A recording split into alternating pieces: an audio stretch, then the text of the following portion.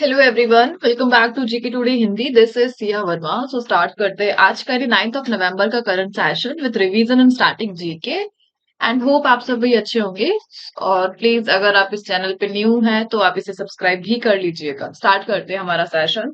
So first question है, किस संस्था ने 2024 एशिया प्रशांत मानव विकास रिपोर्ट जारी करी? सो बात की जा रही है यहाँ पे, रिपोर्ट्स की बात की जा रही है कि संस्था ने ये रिपोर्ट जारी करी है। तो इसको किया है किसने? यूएनडीपी द्वारा। यूएनडीपी यानी संयुक्त राष्ट्र विकास कार्यक्रम, United Nation Development Programme. So Asia प्रशांत मानव विकास रिपोर्ट यूएनडीपी द्वारा जारी की गई है। इसमें बताया क्या गया है, इसके कुछ पॉइंट्स की हम बात कर लेते हैं। तो देखिए, इसमें बताया गया है कि 2015, 16 और 2019-20 इन दो ईयर के बीच बहुआयामी गरीबी में रहने वाले आबादी का हिस्सा 25 से गिरकर 15% हो गया है। यानी 25% था 2015 से 16 से, और 19-20 तक आते आते 15% गरीबी का जो रेट है वो क्या है, डाउन हो गया है, गिर गया है। ये इस रिपोर्ट में बताया गया है।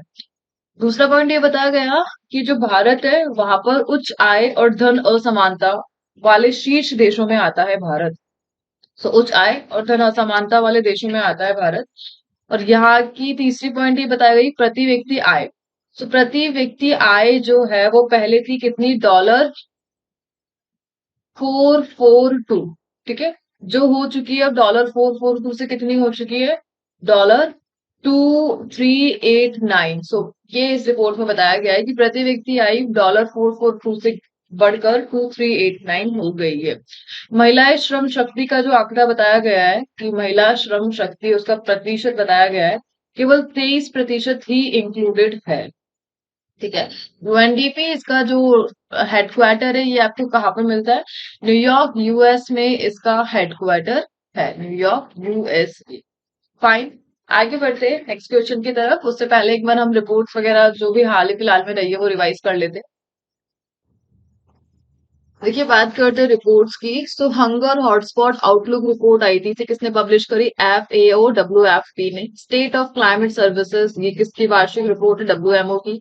2023 अनुकूलन गैप रिपोर्ट ने वर्ल्ड बैंक ने जारी करी। पीएम गति शक्ति ने विस्तृत परियोजना रिपोर्ट की तैयारी का समय 6 महीने से घटाकर कितना कर दिया है? 15 दिन। के संगठन ने एक रिपोर्ट जारी की जिसमें कहा गया है कि भारतीय किसानों को 2022 में निर्यात उपायों के कारण 169 बिलियन के तहत का कर सामना करना पड़ा, टैक्स ओईसीडी ने। और सड़क दुर्घटनाओं से जो वार्षिक रिपोर्ट थी जिसमें लोगों की संख्या सबसे अधिक दर्ज की गई, किस राज्य में की गई थी? उत्तर प्रदेश। और रिपोर्ट का नाम था भारत में सड़क दुर्घटनाएं 2022। हाल ही में डब्ल्यूएचओ की एक रिपोर्ट के अनुसार भारत में 188.3 मिलियन लोग किस स्वास्थ्य स्थिति से पीड़ित है, जबकि केवल 37% लोगों को उसका निदान मिल रहा है। अति तनाव था। और UNO EHSS interconnected disaster risk report के अनुसार किन भारतीय राज्यों में भूजल की गंभीर खतरी कमी का खतरा है? सो ये पंजाब और हरियाणा में है। फाइन। सो देखिए, इनमें ये हंगर हॉटस्पॉट ये वेरी वेरी इंपॉर्टेंट है। ये अनुकूलन गैस रिपोर्ट इंपॉर्टेंट है एक। और ये ये वाली यूएनयूईएसएचएस इंटरकनेक्टेड डिजास्टर रिस्क रिपोर्ट है ना। ये तो तीन रिपोर्ट्स तो अब ध्यान ही रखिए। कौन सी संस्था घरों की मुद्रास्फीति प्रत्याशा सर्वेक्षण प्रायोजित करती है? तो घरों की मुद्रास्फीति प्रत्याशा सर्वेक्षण ये कौन आयोजित करवाता है? तो ये कराता है रिजर्व बैंक ऑफ इंडिया, भारतीय रिजर्व बैंक। सो हाल ही में इसने क्या किया है? रिजर्व बैंक ऑफ इंडिया ने घरों की मुद्रास्फीति प्रत्याशा सर्वेक्षण आयोजित किया और उपभोक्ता विश्वास सर्वेक्षण योजना की शुरुआत की घोषणा की ना। दो सर्वेक्षण करेगा ये। एक तो घरों की मुद्रास्फीति प्रत्याशा को तो उसने आयोजित कर दिया है। इसके अलावा सेकंड एक और आयोजित करने वाला है, उपभोक्ता विश्वास सर्वेक्षण। ठीक है। सो दिसंबर 2023, दिसंबर 2023 में आरबीआई ने हाल ही में क्या किया था, एक काम और किया था कि निर्धारित द्विमासिक मौद्रिक नीति के लिए महत्वपूर्ण इनपुट पब्लिश किए थे।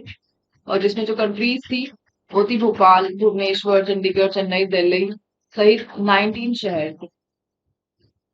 देखिए पहले क्या हुआ था, मैं वापस एक्सप्लेन कर देती हूँ। आरबीआई ने दिसंबर 2023 में निर्धारित द्विमासिक मौद्रिक नीति के लिए महत्वपूर्ण इनपुट दिए थे, जिसमें सिलेक्टेड कंट्रीज थी भोपाल, भुवनेश्वर, चंडीगढ़, चेन्नई, दिल्ली और भी 19 शहर थे। और उसी के बाद फिर घरों की मुद्रास्फीति प्रत्याशा सर्वेक्षण को आयोजित करवाया और एक उपभोक्ता विश्वास करेगा। फाइन। अब आरबीआई की अगर हम बात करें तो आरबीआई 1 अप्रैल 1935 में तो ये एस्टेब्लिश हुआ था। इसके फर्स्ट गवर्नर की बात करें तो ऑसबर्न स्मिथ थे, ब्रिटिश गवर्नर। इंडियन गवर्नर की बात करें तो कौन है, सीबी देशमुख थे। और एक क्वेश्चन आपसे पूछा था 1949 में आरबीआई का क्या हुआ था, नेशनलाइजेशन हुआ था, राष्ट्रीयकरण। फाइन। आगे बढ़ते हैं। देखिए आरबीआई ने हाल ही में क्या क्या किया है, हम वो रिवाइज करते हैं।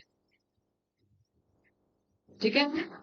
आरबीआई ने बैंकों को अपने बोर्ड में प्रबंध निदेशक के अलावा कितने पूर्णकालिक निदेशक नियुक्त करने का निर्देश दिया है, एक और करने का दिया है। आरबीआई ने स्वयं नियामक संगठन स्थापित करने के लिए किस समूह की संस्थापक को प्रोत्साहित आह्वान किया, फिनटेक फॉर्म को किया था।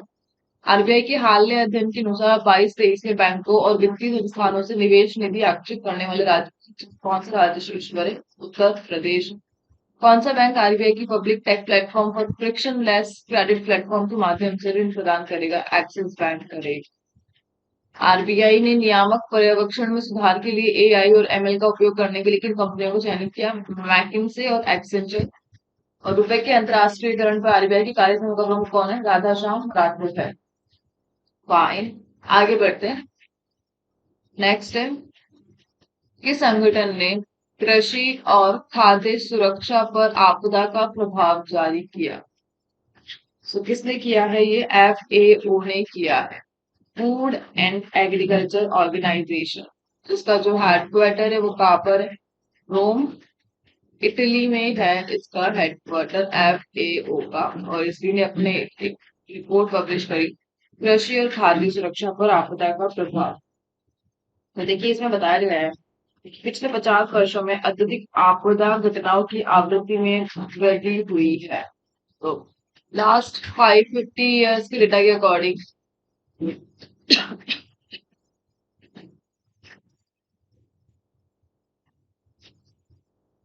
आपदा घटनाओं की आवृत्ति में क्या देखी गई है, वृद्धि।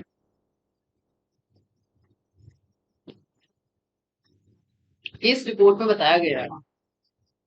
और वर्ल्ड में हर साल प्रति वर्ष लगभग 100 आपदा घटनाएं वैश्विक स्तर पर हो रही है, 100 से 400 तक, ये बताया गया इस रिपोर्ट। अगर हम बात करें एफएओ की, सो एफएओ आया था 16 अक्टूबर में, आया 1945 में आया। रोम इटली में इसका हेडक्वार्टर है। ठीक है। और जो है एफएओ है उसके जो डीजी है वो कौन है, ह्यू डोंगियो। और एक इसका आदर्श वाक्य पूछा जाता है एग्जाम में कि एफएओ का आदर्श वाक्य क्या है? वो है late there be brain.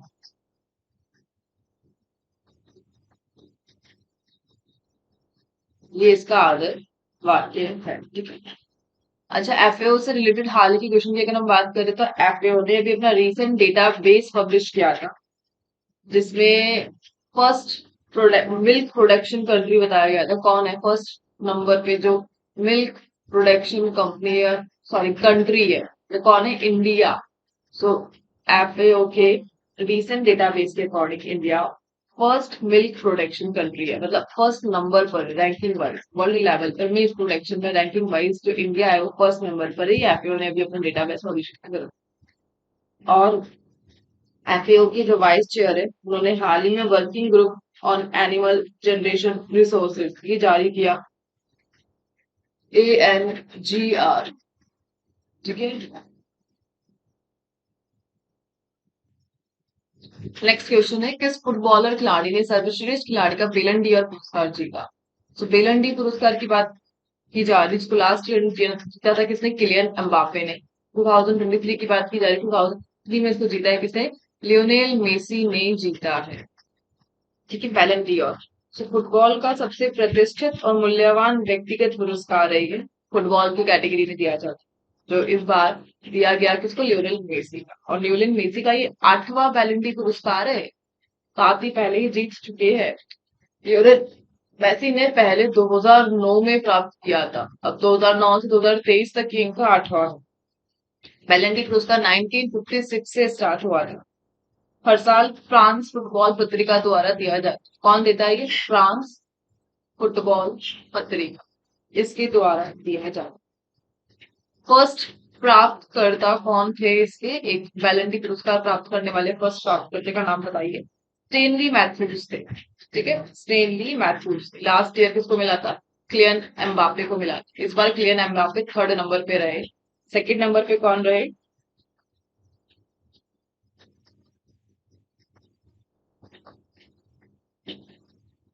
Erling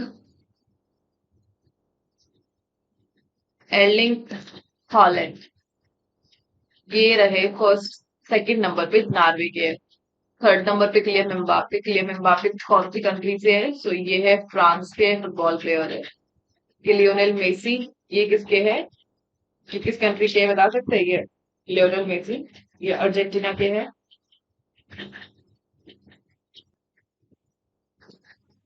ठीक है, सब सर्वश्रेष्ठ खिलाड़ियों में से लियोनेल मेसी और क्रिस्टियानो रोनाल्डो।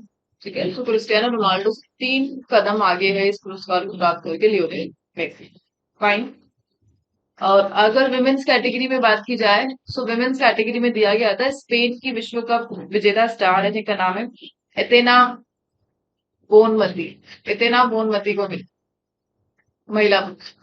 ठीक है, आगे बढ़ते हैं। देखिए, अवार्ड का क्वेश्चन आ ही गया है, तो हाल ही में जितने भी अवार्ड फटाफट उसका रिवाइज करते हैं। विचार की स्वतंत्रता के लिए सखारोव पुरस्कार किसके द्वारा प्रदान किया जाता है? यूरोपीय संघ द्वारा। किस भारतीय अभिनेता को 2023 में 53वें दादा साहेब फाल्के पुरस्कार से सम्मानित किया गया? वहीदा रहमान। किस अभिनेता ने भारत में सबसे जिसपे excellence in film lifetime award जीता? Michael Douglas. और राष्ट्रीय बौद्धिक संपदा पुरस्कार किस कौन सा केंद्रीय मंत्रालय? वाणिज्यिक या उद्योग मंत्रालय। क्वांटम डॉट्स के निर्माण के लिए 2023 में कौन सा नोबेल पुरस्कार प्रदान किया जाता है? रसायन विज्ञान का। मेडिसिन में नोबेल पुरस्कार कैटालिन कार्य को और ड्रू विस्मिंगम के काम के लिए प्रदान किया गया है। एमएनआरए एमआरएनए टीके के लिए, एमआरएनए टीके के लिए। और शास्त्र रामानुजन पुरस्कार ये से किसे सम्मानित किया गया? ब्रूइंग स्टैंग झांग को किया गया। फाइन, आगे बढ़ते। नेक्स्ट है कि संगठन ने एक रिपोर्ट जारी की जिसमें कहा गया है कि भारतीय किसानों को 2022 में निर्यात उपायों के कारण $169 बिलियन के नियत कर का सामना करना पड़ा। देखिए, अच्छे से पढ़ लीजिए क्वेश्चन को। कि रिपोर्ट है जिसने बोला कि जो भारतीय किसान है उनको 2022 में निर्यात उपायों के कारण, ठीक है, बाहर कंट्रीज में जो निर्यात किया जाता है उसके कारण $169 बिलियन के निहित कर का टैक्स का सामना करना पड़ा। ये किस रिपोर्ट ने बताया? तो ये रिपोर्ट है ओईसीडी की रिपोर्ट, आर्थिक सहयोग एंड विकास संगठन, इसकी रिपोर्ट है ओईसीडी, आर्थिक सहयोग एंड विकास संगठन। तो इस रिपोर्ट के अनुसार 2022 में भारतीय किसानों को $169 बिलियन का अंतर्निहित कर देना पड़ा। इसका रीजन क्या है?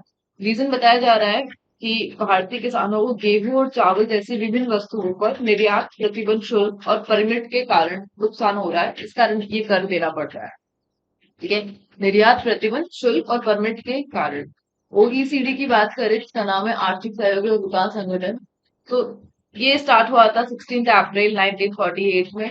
हेडक्वार्टर इसका पेरिस फ्रांस में है। पर अब ये ध्यान रखिए, पेरिस फ्रांस में हेडक्वार्टर 16 अप्रैल 1948 में ये स्टार्ट हुआ था। ठीक है, आगे बढ़ते हैं नेक्स्ट क्वेश्चन की तरफ। अब देखिए, नेशनल कंट्रीज की बात हो ही गई है, संस्थाओं की बात हो ही गई है, तो उससे रिलेटेड एक बार फटाफट से कोई रिवीजन कर लेते हैं कंट्रीज से। पहले एक क्वेश्चन और देख लेते हैं क्योंकि इंटरनेशनल लेवल पर ही है। अपनी संपूर्ण आवारा कुत्तों की आबादी का सफलतापूर्वक बांधाकरण और टीकाकरण करने वाला पहला देश कौन सा है? तो ये बन चुका है, कौन सा देश बन चुका है? भूटान। तो भूटान द फर्स्ट कंट्री जिसने सफलतापूर्वक बंध्याकरण कर लिया है और टीकाकरण कर लिया है अपने आवारों कुत्तों का। अब भूटान की परियोजना थी, क्या परियोजना थी? राष्ट्रीय कुत्ता जनसंख्या प्रबंधन और रेबीज नियंत्रण परियोजना। ये दो परियोजना, इसको काफी डेवलप किया गया और 14 साल लंबी योजनाएं चली और इस प्रकार कुत्तों की जनसंख्या नियंत्रण पर पहल स्टार्ट की गई। ठीक है, 15,000 से अधिक कुत्तों का वंध्याकरण और टीकाकरण करने वाला देश बन चुका है कौन? भूटान। फाइन। और ये सफलता इनको 14 साल की जो इनकी योजनाएं चली, राष्ट्रीय कुत्ता जनसंख्या प्रबंधन और रेबीज नियंत्रण परियोजना, उसी के तहत फुलफिल हुई। फाइन।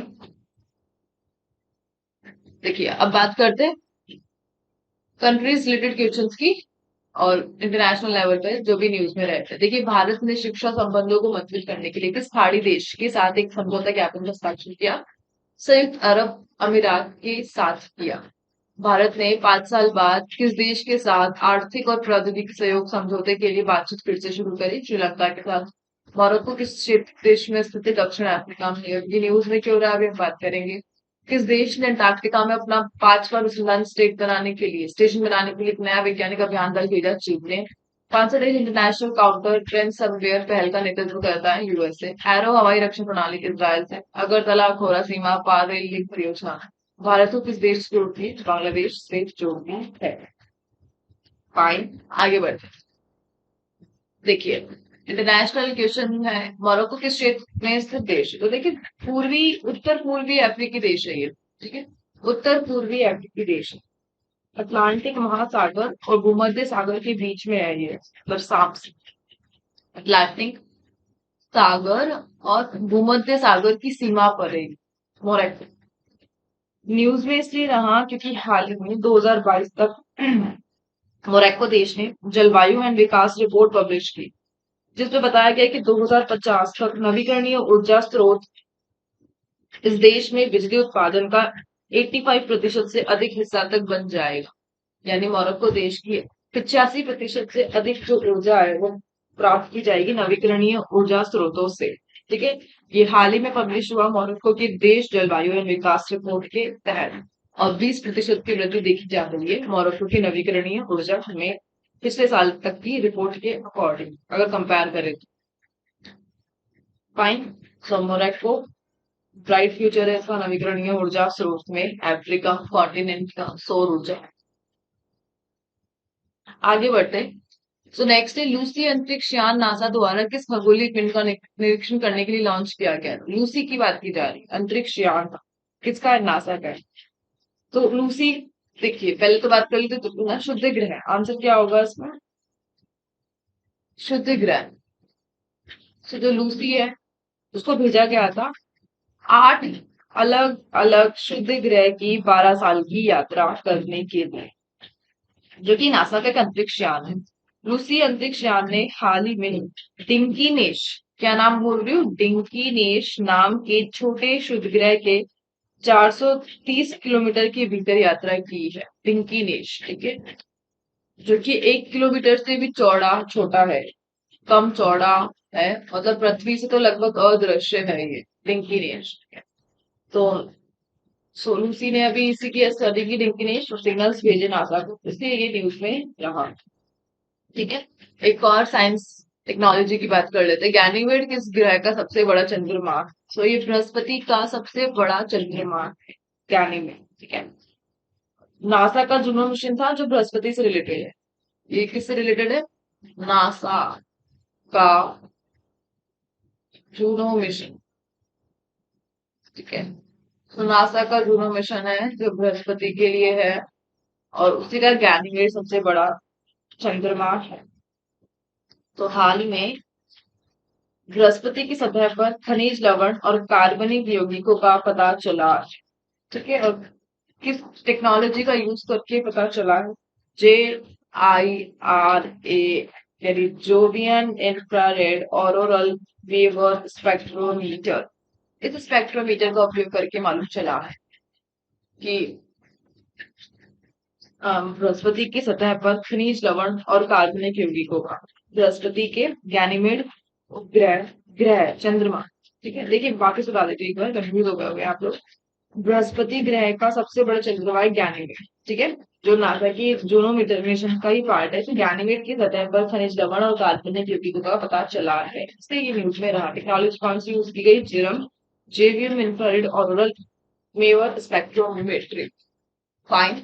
सो इसी के साथ ये सेशन यहाँ पे कंप्लीट होता है।